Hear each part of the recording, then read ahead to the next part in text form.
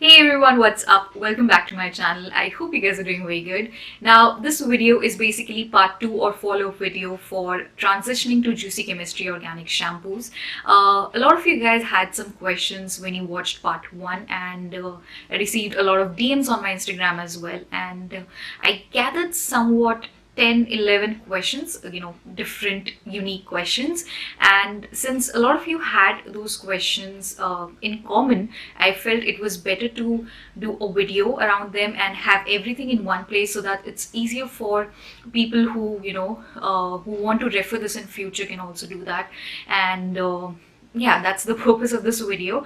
Now, if you're somebody who has no clue about organic shampoos and why I'm using this term transitioning to organic shampoos, then I would request you to go and check part 1. Then this particular video will make complete sense. So yeah, and I feel that this video is also going to be long, so it's better you go grab something and yeah, and tolerate me for 10-12 minutes or so.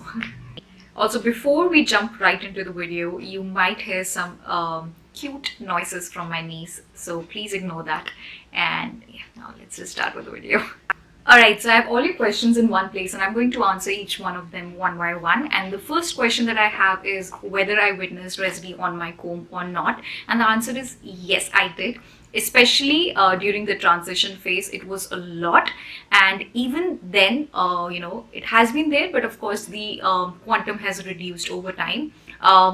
It's not gone completely still. I do get it whenever I wash my hair, and I'm so paranoid that I clean my comb thoroughly each and every time I wash my hair and comb my hair. And yeah, so it's going to be there initially काफ़ी ज़्यादा, and उसके बाद it will reduce eventually because the product buildup is being cleared out and everything, and that's part of the transition. That's the main aim of shifting to organic shampoos, is basically detoxifying your scalp and hair strands, right? So this will happen and this will reduce over time, so be ready for it. ये होगा.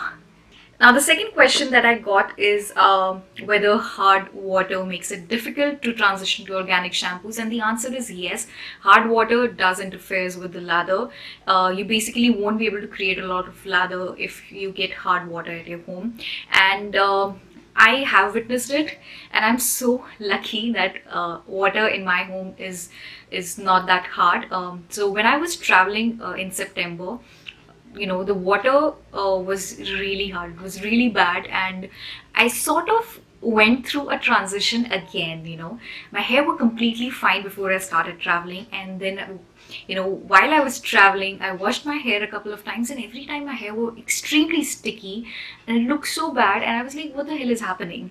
And then I realized it was the water, because the moment I came back and I washed my hair with the water at my home, it was back to normal in a couple of washes. Like, of course, in first it just did take a couple of washes to be back to normal, but then it was so much better in the first wash itself. So that's when it clicked to me that it's hard water that did all the ruckus. So if you have hard water at your place, it's going to take longer. Like, say if it took me 7-8 washes, I'm guessing it would take almost double, and it's a vague guess, guys. It will completely depend and vary from individual to individual, but yes, that does plays an important role. The third question somebody asked me was how much quantity I am taking to wash my hair. Now, here's a little trick for you guys as well. With organic shampoos, you honestly don't need a lot of product. Now, initially, you might feel that you need more product because, you feel that your hair are greasy, they are not washing, the shampoo is not washing off the oil completely and all that stuff. You might feel that you need more quantity. Same happened with me, and I did take more quantity.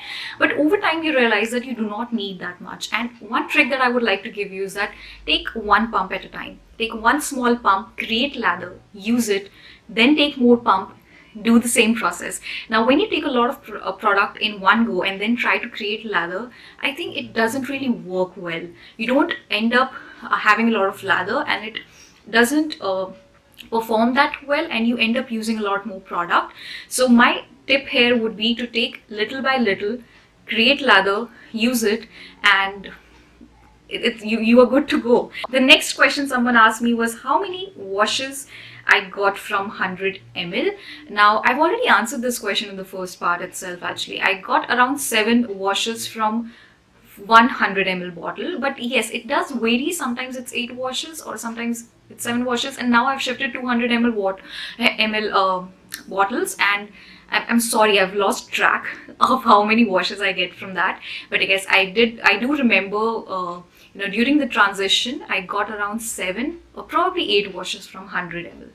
Next question is, how often do I wash my hair? And I did sort of answer this in part 1, but I guess there's still a lot of confusion around it. I did not wash my hair every single day. I did keep a gap of 2 days or sometimes 1 day, depending on my work schedule, if I need clean hair on a certain day because it's a shoot, if it's an outdoor shoot or something like that. But I do not advocate for washing your hair every day, and even if you're using organic shampoos, I don't see the point of it until unless your scalp is extremely oily, and your work requires your hair to be good looking, every single day. So basically, I do not really advocate for washing your hair every single day. Although with organic shampoos, there's no harm if you do, because they're very mild and they're very nourishing as well. But still, as an individual, it's my personal preference that I like to keep at least 2 days gap between wash days. Sometimes it's 1 day because, I have commitments or there's work or there's something else, and yeah. So minimum 1 day, and generally it's 2 to 3 days depending on whatever kind of schedule I have. So someone also asked me about ACV rinse, and I personally used ACV rinse only once during the transition. I have used it prior to that and post that as well, but during transition I used it only once, and I did feel that it sort of accelerated the process of removing product buildup, because in that particular day I had lots on my comb and on the hair that had fallen. And one thing that I forgot to mention is that I felt that my hair were more tangled as compared to other washes. Washes after that and washes before that as well. So yeah, that was probably the reason I didn't do it more often. But yes, it does helps clearing out the product buildup. It does helps making your hair feel less greasy during transition. So it's a personal preference. If you want to go ahead with it, use it. I don't see any harm in using it, but because I was having a lot of hair fall, I felt that I was a little what do you say, I didn't want to do it. I was okay with the greasy feeling, but I was not okay with a lot of hair fall. So yeah, that's my personal experience. It definitely can vary from individual to individual, but please do try, see how it fares out for you, and then take a decision on that, because this can be different. It can vary individually a lot. Okay, then someone else asked me that how many days gap I keep between washes. I've already answered that. It's 2 on an average. Then did I do oiling or shampoo every single day? It's more or less the same question.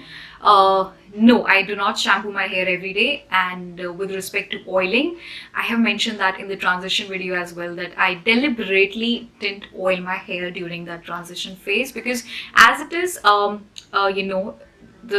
during the transition phase, your hair are feeling greasy and oily, and you do not want to make it any more difficult. So I stopped oiling during that period, and I think I oiled only once, because I was testing out something, and after that, once I felt that my hair have adapted, I have not stopped oiling or masking. At least once a week I do either use an oil or a mask, and the shampoo definitely clears it out completely, and I do not feel that my hair are greasy after wash.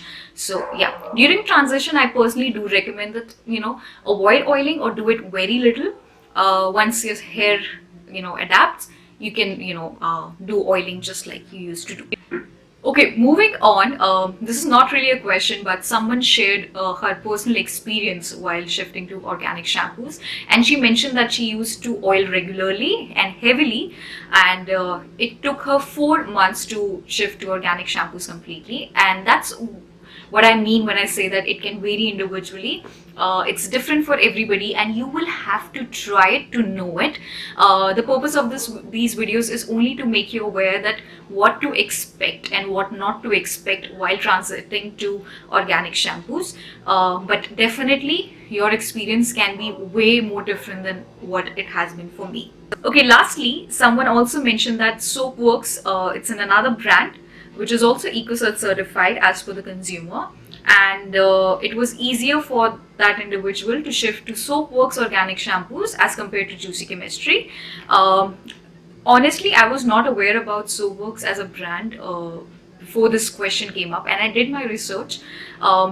When this question came up and when I was going through their Instagram and website, I could not find ecocert certification, but I did go through this post where it was like, Soapworks is using ecocert certified ingredients in their products. Now, first of all, these are two different concepts. Using ecocert certified ingredients in your product and having an ecocert certified end product are two different things, because when you're only using ecocert certified ingredients, there can be other ingredients in the product as well, right? But when the product itself is completely ecocert certified, it means that there's nothing else used, right? But then of course there are safe surfactants, safe preservatives which are certified by ecocert that can be used.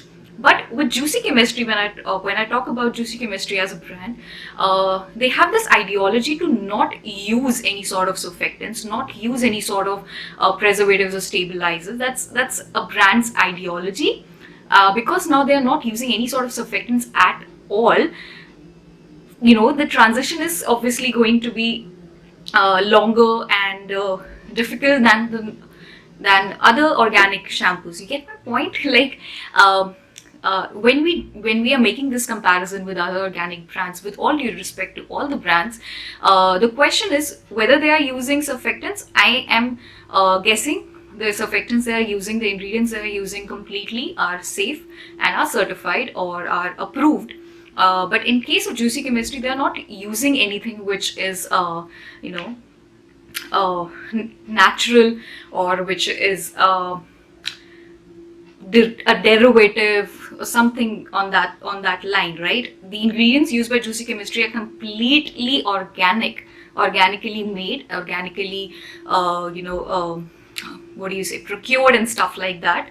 And that's why when you are shifting to an organic shampoo by Juicy Chemistry, the time you need to invest would be more, and also that's the reason why they do not lather so much as compared to other brands.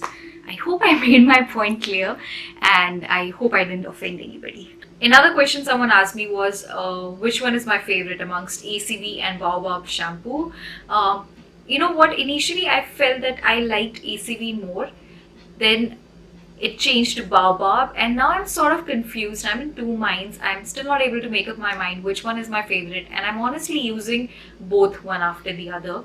But probably I'll let you know the answer of this question on my Instagram stories once I figure that out. Also asked me if hair fall reduces over time or not. The answer is yes, it does reduces over time. Initially you will be scared, initially you'll feel कि पंगा तो नहीं ले लिया, what is happening, why there's so much of hair fall. It does happen, you will have your second thoughts, but keep telling yourself, do remind yourself that it's a lifestyle change.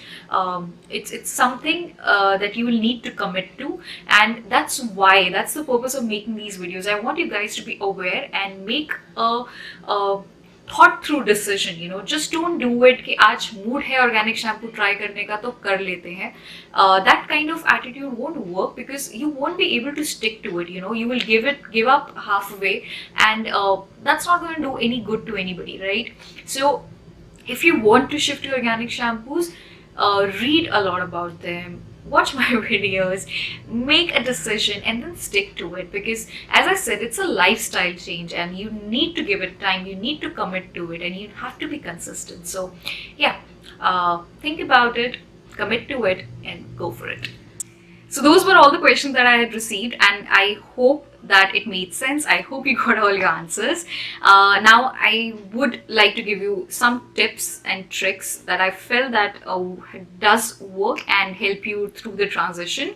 The first one I've already given in the first part, that do not oil your hair heavily. If you cannot, if you don't want to give up on oils, very lightly oil your hair so that the shampoo is able to wash it off.